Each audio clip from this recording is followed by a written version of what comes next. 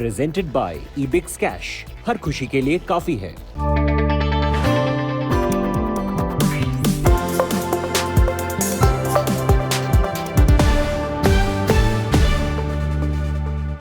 Hello and welcome. You're with us here on Business Today. I'm Abha Vakaya. Here are the headlines tonight.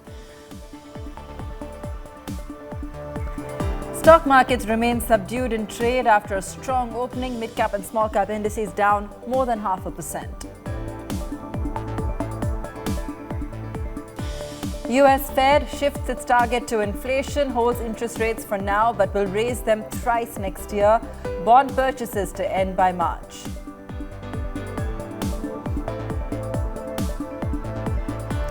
Government to rework cryptocurrency bill 2021 may introduce it in the budget session. It's a big Business Today TV exclusive. Heartburn among many in the US after Indian origin CEO in the US is granted a record-breaking pay package of $2.3 billion, second only to Elon Musk.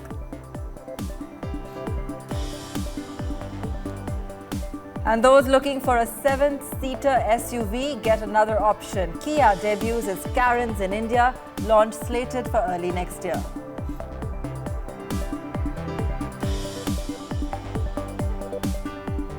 Rebounding after 4 days, markets ended a volatile session on a positive note today, mirroring positive overseas cues. The Sensex ended 113 points higher, just shy of the 58,000 mark. Nifty made meager gains to end above 17,200. IT, oil and gas and consumer stocks were the top gainers. Infosys, Wipro, BPCL, Reliance, some of the other movers in trade today. The gains, however, were offset by losses in financial, automobile and pharma shares. Top laggards included Cipla, Sun Pharma, ICICI Bank, Bajaj Auto, among others. After falling to its lowest level in 20 months yesterday, Rupee today bouncing back sharply to settle stronger versus the US dollar. The currency recovered 15 paise from yesterday's close. Sources say the rupee's recovery was guided RBI's intervention in the form of dollar sales. The US Fed decision to hike interest rates beginning next year also helped the rupee gain some strength. Inflation has finally overtaken economic slowdown as the primary target of the US Federal Reserve. At the end of its two-day policy meeting, the US Central Bank decided to hike interest rates thrice by the end of 2022 and hasten its tapering to end bond purchases. We are phasing out our purchases more rapidly because with elevated inflation pressures and a rapidly strengthening labor market, the economy no longer needs increasing amounts of policy support. Clear signs from Chairman of the Federal Reserve that interest rate hikes are on the cards. The US economy is on a roll with near full employment and more than expected growth rates. The big concern now is inflation, which is expected to hit 2.6% next year, a level considered high in the US. As a result, the Fed has decided to end its pandemic-era bond purchases in March and hike interest rates by a 0.25 percentage point thrice by the end of 2022. We are committed to our price stability goal. We will use our tools both to support the economy and a strong labor market and to prevent higher inflation from becoming entrenched. We will be watching carefully to see whether the economy is evolving in line with expectations. US market ended higher, encouraged by the Fed holding rates for now. The Dow Jones closed up over 1% and the S&P 500 was up 1.63%. The Asian markets also reacted positively, with the Japanese, South Korean indices closing up. The Indian markets also opened positively before losing the gains later in the days. It may not have a direct impact because, unlike back in the day when Indian markets were really dependent on FII flows, today we have a very robust, large domestic market where domestic institutions, particularly the new, retail investors who invest through mutual funds and even, directly into stocks, they make up for a large portion of our markets. The low interest rate regime seems to be ending in India as well. The RBI held off on hiking rates in its latest policy announcement, but is expected to do so early next year. Interestingly, the country's largest bank, SBI, has already taken the first step by hiking its base rate by 10 basis points on Wednesday. Bureau Report, Business Today Television. Meanwhile, a day after the US Fed decided to hold rates for now, the Monetary Policy Committee of the Bank of England voted to increase the bank rate to 0.25% from 0.1% and also to maintain the amount of quantitative easing at £895 billion. In what could be the beginning of a period of rate hikes, the country's largest bank, SBI, has increased its base rate by 10 basis points. This will impact floating home loan rates and new auto and personal loans, making them more expensive. There is no corresponding benefit, though, for the middle class with deposits in the bank. The public sector bank has left interests on FDs below 2 crore rupees untouched. It has, however, hiked rates on FDs of over 2 crore rupees by 10 basis points. All hikes are effective 15th of December. Business Today TV first broke the news of a crypto regulation being in the works, and today there's another big exclusive. The government is considering reworking the proposed cryptocurrency regulation and introducing it in the budget session instead of the current winter session. A senior government official told Business Today TV that discussions on the bill are still ongoing and key areas including public and private debate is being looked into. The bill had been listed for the current winter session of Parliament. It was listed for the last budget session as well, but could not be introduced as the government decided to rework it. Prime Minister Narendra Modi had recently said the government will consider the global response while formulating the Indian response. Listen in. Take cryptocurrency or Bitcoin, for example. It is important that all democratic nations work together on this and ensure it does not end up in wrong hands, which can spoil our youth. Let's go across to Karishma Asudani, who has more on those exclusive details and what really the Indian response could be. Karishma?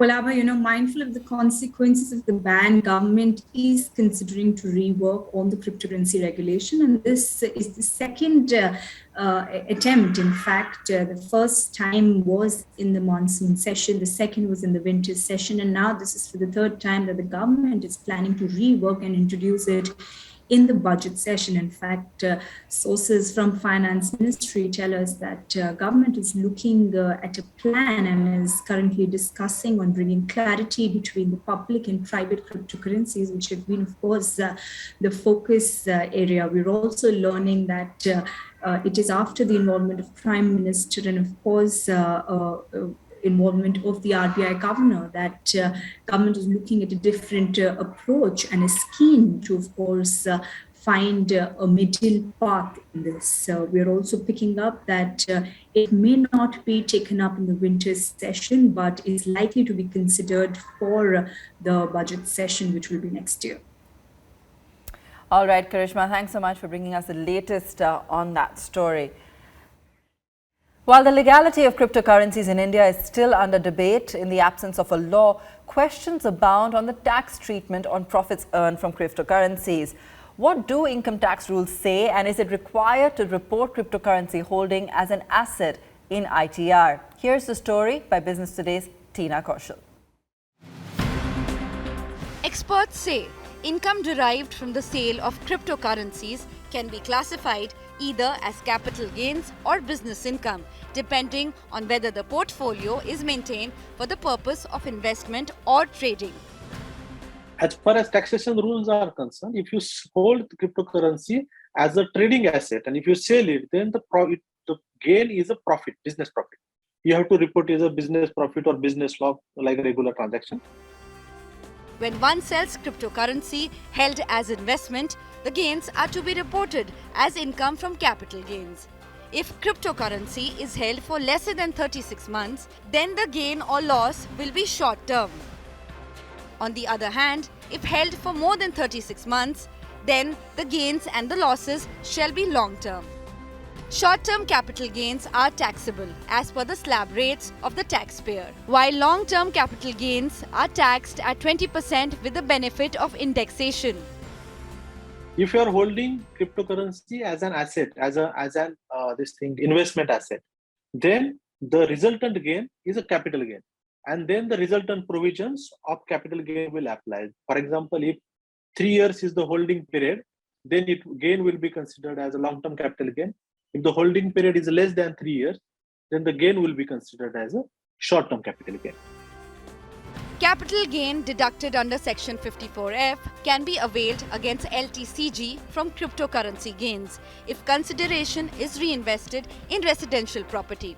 If the nature of transaction is of trading, then such income can be treated as business income and taxed accordingly.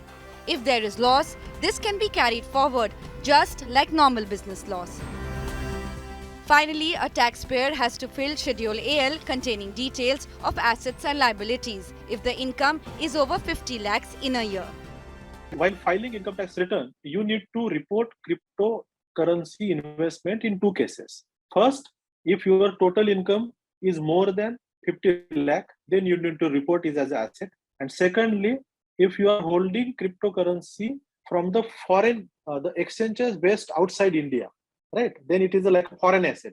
Then even if your income is less than 50 lakh, then you need to report it in your income tax return. Overall, it is clear that reporting of cryptocurrency holding as an asset in ITR is required if the taxpayer is holding cryptocurrency and their taxable income is exceeding Rs 50 lakh. Bureau Report, Business Today Television. It's a story of yet another Indian origin CEO who is making a mark globally. While the likes of Satya Nadella or Parag Agarwal or Sundar Pichai are celebrated for ascending to the corner office of global tech behemoths, an Indian CEO is making the news again, and this time for his salary package. Indian origin Jagdeep Singh is the CEO of the US-based QuantumScape, a solid-state battery startup which went public last year. And believe it or not, Singh has been awarded a staggering $2.3 billion worth of stock options, giving him an Elon Musk-like pay package. Here's more on the story. He is no Elon Musk. His company's market cap is just 1% of Tesla's.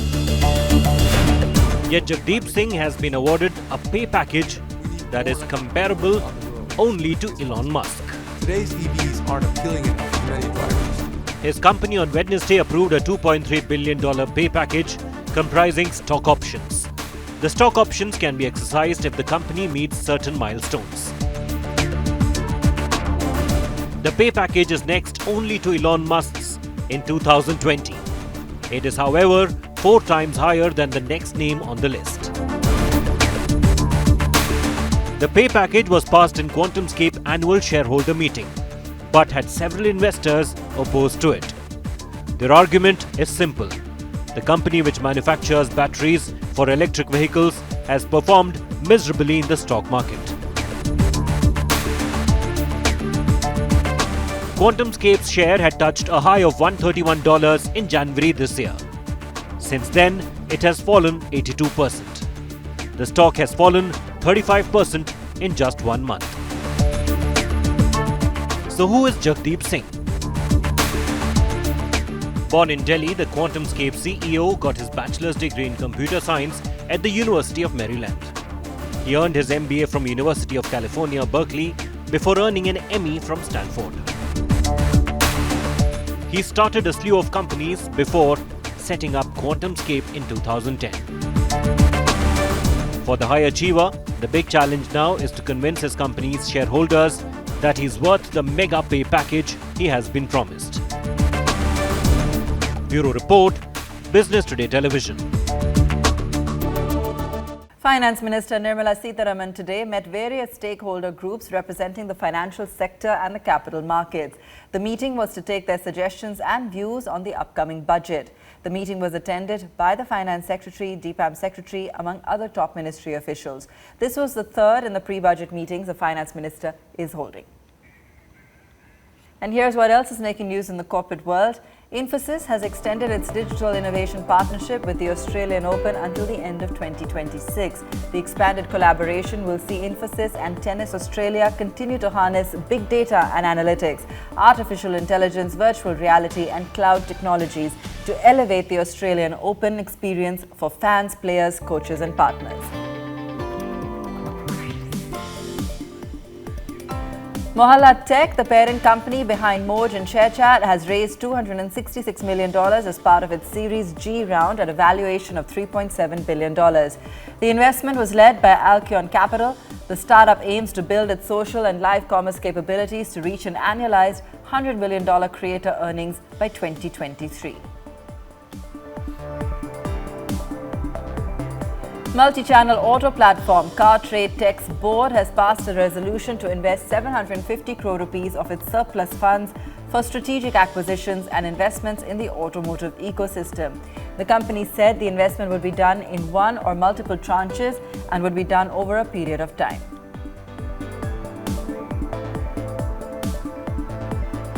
Silicon Valley-based the Indus entrepreneurs named Aditya Birla Group Chairman Kumar Mangala Birla Global Entrepreneur of the Year in Business Transformation. Birla is the first Indian industrialist to receive the award. He was given this award for his leadership of the conglomerate during the COVID-19 pandemic.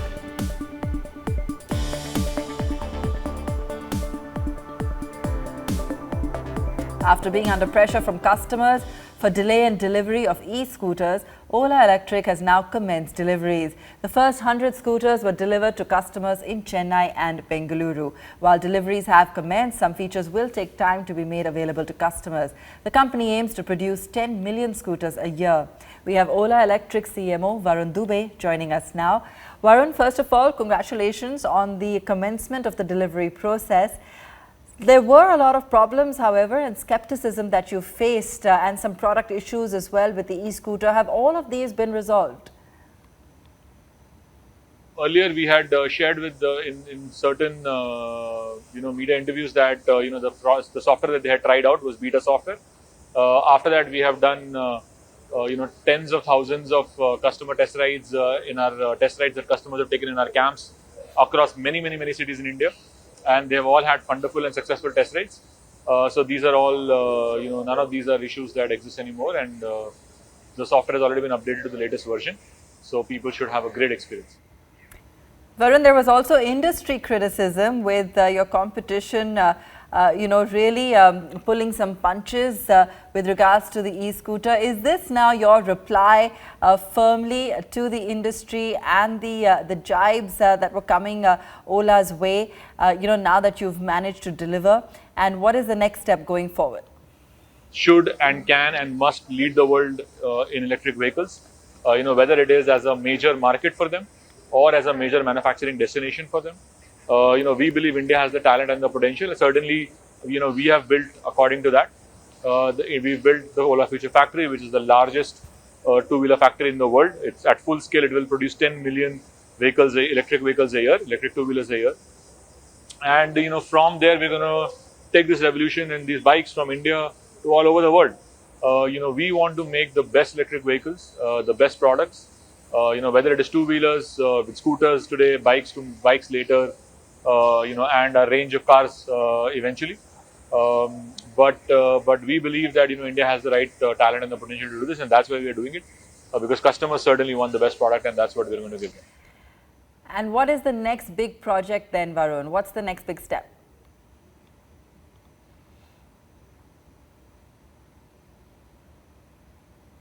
Well, right now we're focused on deliveries to customers for the S1 and the S1 Pro, and over in the coming months, as we have more to say about new products, we will certainly do that. But right now, all of us are just focused on ensuring that we provide a great delivery experience to customers across India. As you know, we've got orders from more than 1,000 locations, towns, cities, taluks, etc. And right now, we're just very focused on doing that. And then sometime in early next year, we're going to open the next round of fresh orders, so that those who are reserving, have reserved and will continue to reserve right now, can, then at that point pay 20,000 and buy. Varun, thank you so much for joining us. Great chatting with you, and congrats on getting the launch going. Talking about launches, the 7-seater SUV market in India has another entrant. The Kia Carens had its world debut today. The vehicle will be available in the market in the next couple of months. Kia Carens is comparable to the Hyundai Alcazar, with both sharing a similar platform. Carens has an option of 3 engines, a 1.5 litre, a 1.4 litre petrol and a 1.5 litre diesel. The prices have not been announced as yet. Carens is, however, pitted against the Alcazar and the Tata Safari as well as the Mahindra SUV 700, all falling in that 15 to 20 lakh rupee range. And that's all we have time for on the show today. Thanks for watching.